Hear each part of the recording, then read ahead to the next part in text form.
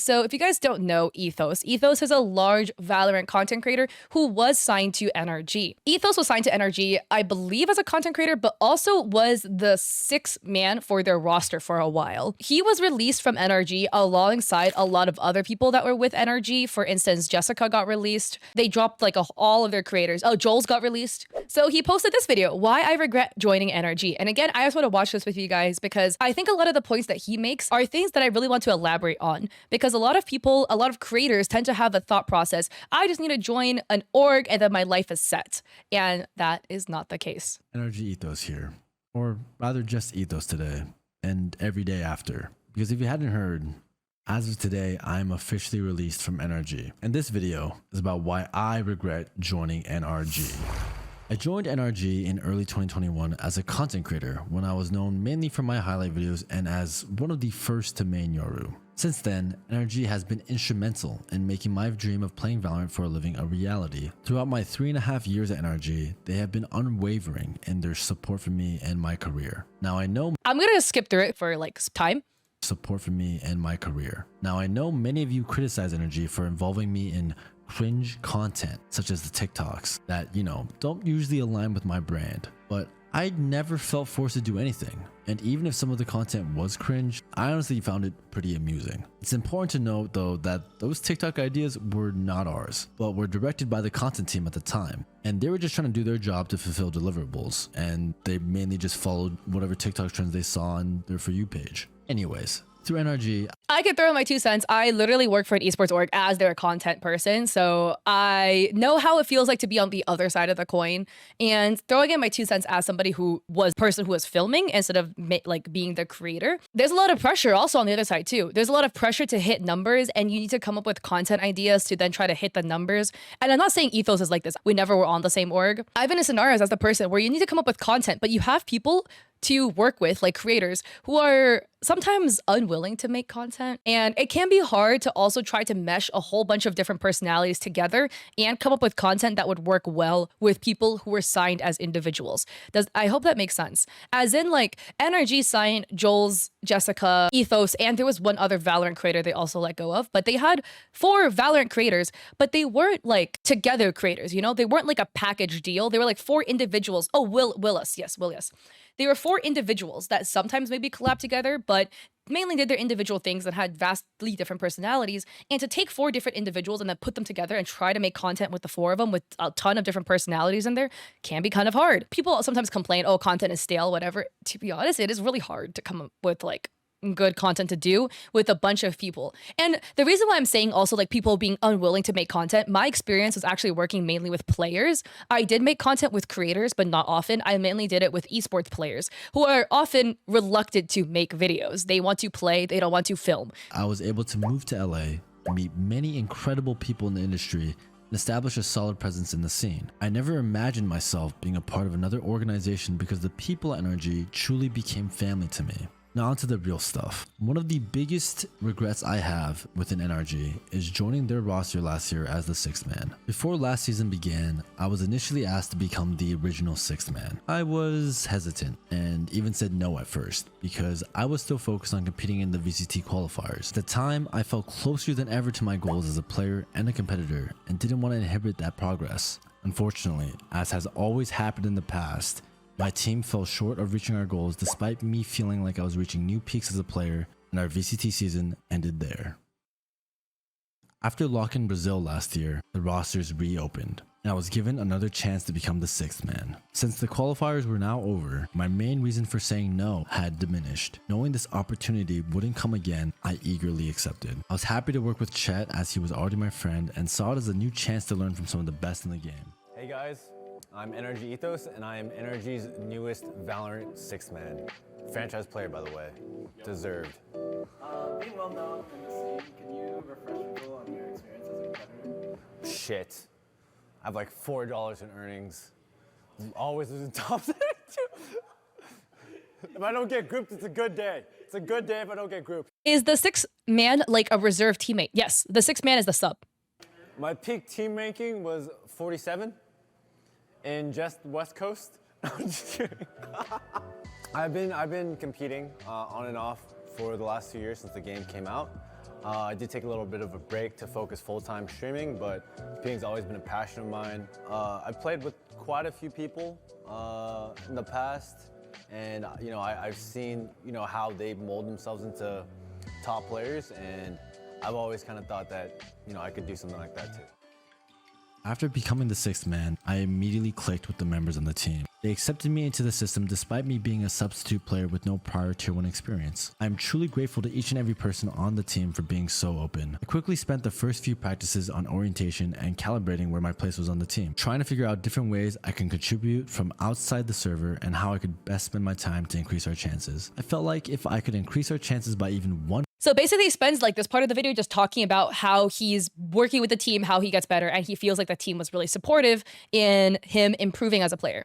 2023-2024 season. Despite feeling better than ever as a player, the opportunities for re-entering professional play as a starter just wasn't there. Every team suffered major pay cuts, and there was an overwhelming supply of amazing free agent players with a scarce demand for them in opportunities. Less than half the teams and challengers were on paid opportunities, and even in tier 1, many teams and players were playing off of incredibly underwhelming salaries with almost zero job security with the new way rosters work this year. But hey, look at me now. I actually have zero job security, so the risk for pursuing esports this year had never been higher with a much lower reward. So much so that even if I were to somehow land a spot on a top challengers team or a bottom franchise team, I would still be making less than I would just focusing on content. And I wouldn't even have the financial security to comfortably focus on it. And living in LA is definitely not easy to do. This was when I realized that I would have to be insane to still pursue esports in this world, hoping for a lucky break when there's so many other amazing players also doing the same thing. So many incredibly talented players I know from both tier 2 and tier 1 have already retired or entered into collegiate programs because of this environment. And it truly is a heartbreaking thing to see what Valorant esports has become compared to 2021, when there were over 25 orgs and plenty of new rising star players constantly taking the world by storm, given opportunities to really show what they are capable of. This is also by no means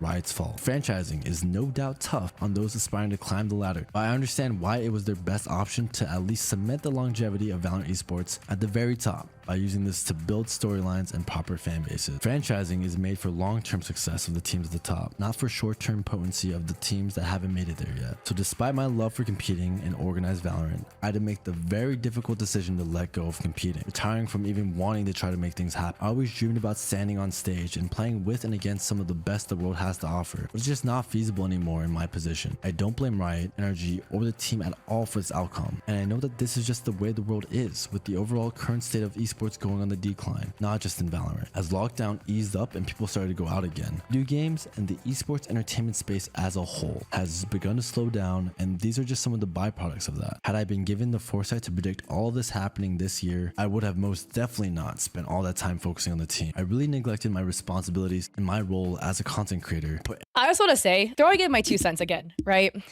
What can I have to offer? Well, in case you guys didn't know, my boyfriend is actually a professional esports player, and he kind of went through the same thing. The difference is, like, Ethos was a content creator that then went into esports, whereas my boyfriend was never a content creator and just went into esports. He dropped out of UC Berkeley to then go pro. I wish he was here. He went home to the Bay. I wish he was here so I could like pull him in to get his 2 cents on this too. It's the same thing. Esports as a whole right now is bad. The esports economy is bad. The views just aren't there. People aren't really as interested anymore. The money in esports isn't there. So therefore orgs have to like constrict to try to save money. Riot is trying to save money by changing formatting, trying to figure out how they can kind of save esports. Like esports is on a decline.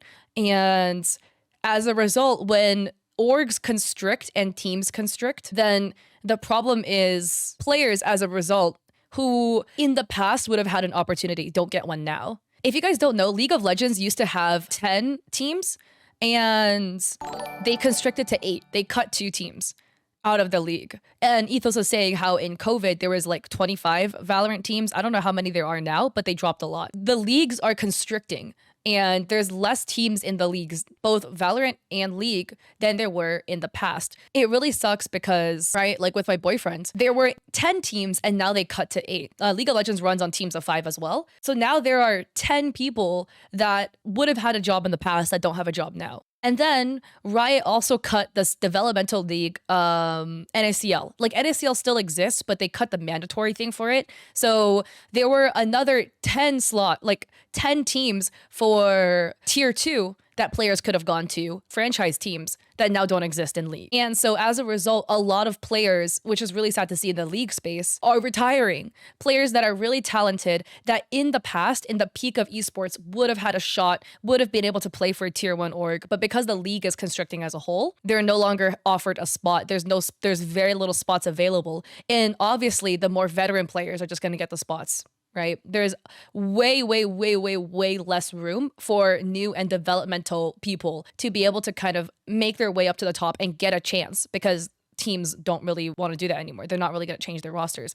And it sounds like the same thing is happening in Valorant, and how Ethos feels too, where he is up and coming and like a player with high potential, but because the league is constricted and there's just less room for people to move upwards now, that the amount of available slots to fight for is so little. I feel like if it were up to Riot, they wouldn't want to cut it either, but there's just so little money in esports right now because of the whole recession that's happening. There's a big esports recession, and esports as a whole is not a profitable structure. Foresight to predict all of this happening this year, I would have most definitely not spent all that time focusing on the team. I really neglected my responsibilities and my role as a content creator, put everything I had into being on that team, and it definitely was not the right move, considering now I have to grind my way back up to make even content a livable profession. But all things considered, do I actually regret my time as a 6th man for NRG? The honest answer is actually no. I couldn't have had that foresight. All of this is said in hindsight. Definitely wasn't a smart career choice looking back now, but I was able to live through some invaluable experiences and build some amazing bonds with the people on the team last year. Even though I was a 6th man and it was only for 1 season, I got to feel what it's like to stand next to them on that stage as a member of the team and see what it's like from the very top of the game. It was an experience that very few people will ever get to see, and I am so grateful to everyone at NRG, the team, and at Riot for making that happen. As a person who was never quite able to make that step into the top, I am truly thankful to everyone for letting this little Euro content creator live out his dream, even if it were only for a moment.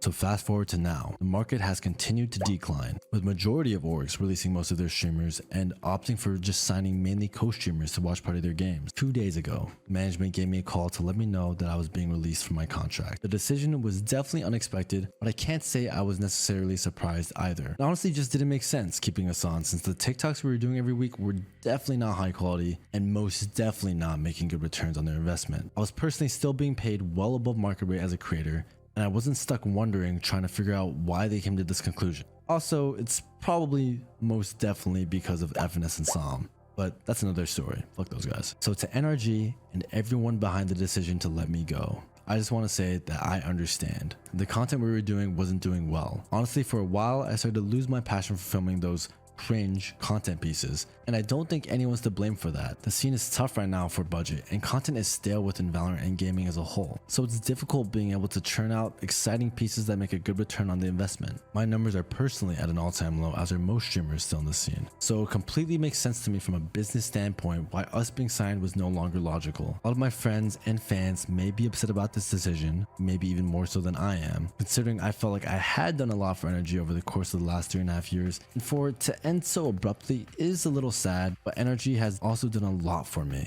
and I can't express my gratitude enough to my friends over there. Of course, I wish things had ended differently, but there's no point harboring resentment when it simply cannot outweigh all the positive experiences I've had with it. So please, do not send any hate to NRG or any of the other people affected by this decision, because everyone is just trying to survive out here, especially me. I stream all the time at twitch.tv/ethos, by the way, so please let me play some ads for you. Moving forward, now that I am at the bottom, I don't plan to stay here. I truly am thankful for everyone who has stuck around through this dry period of my career, and I've actually really enjoyed being able to spend some more quality time with my community now that it's smaller, and actually get to know them as well as letting them get to know me. Moving forward, I want to stay in gaming content, but maybe not just highlights. Having been at both the top of Valorant content and now at the bottom, I realize how much more fulfilling it is to incorporate more of my personality into my brand versus just being known for insane, best in the world highlights. I want to create content that allows the viewers to connect to me more as a person, whether that's through storytelling like this or different niches of Valorant content as a whole. I want to be someone that you can enjoy for me and not just for my gameplay, even though So yeah, that's basically Ethos's video. And I just wanted to show it to you guys because we're talking about esports here, and esports has been on a decline for a while. And if you guys haven't noticed, like a lot of orgs are dropping their content creators. That's not because the content creators are bad or did anything wrong, but from an org perspective, orgs right now are bleeding money. Most orgs are not profitable, almost all. They're trying to constrict their budget loss by cutting creators. I'm gonna be blunt here. The creators are the least necessary part of an org, right? Like for an esports org to exist, you need players. So they need to fund like the team. But beyond that, creators, stuff like that is like extra. And there's just not enough money in esports right now to afford it. So it's not like Ethos got dropped because he was not a good creator or anything. It was just because orgs are broke. Essentially, TLDR. Orgs lose money. And if you guys don't know the workings of an esports org, okay, where does an esports org make money? Let me ask you guys this, guys. Where does it get money from? Where do you guys think? Merch sales? Sponsors? Tourneys and fans? No. It's merch and sponsors and content money. Orgs basically only have 3 ways they could earn money. Merch sales makes them money, but come on, if you think about it, right, guys? Let's talk about even fostering a team of players. Do players get all the tournament winnings? It depends on the contract they sign. So I'm not gonna count tournament winnings because depending on the contract, some contracts will have the org skim a little bit off the top of the earnings. Some contracts don't. So it depends on what contract the org gave the players. I'm going to explain this to you in League of Legends because that's all I know. Fielding a team of League of Legends players is expensive, guys, okay? Let's run the numbers. Let's just say you're a League of Legends org. I know Ethos' video was talking about Valorant, but I worked mainly with League, okay? So according to Riot, the minimum an esports org can pay a League of Legends player, and according to Riot, is 75,000 USD minimum salary. Riot set this rule to make sure players weren't getting exploited. A League of Legends team has 5 players, bare minimum, and then we also need a coach.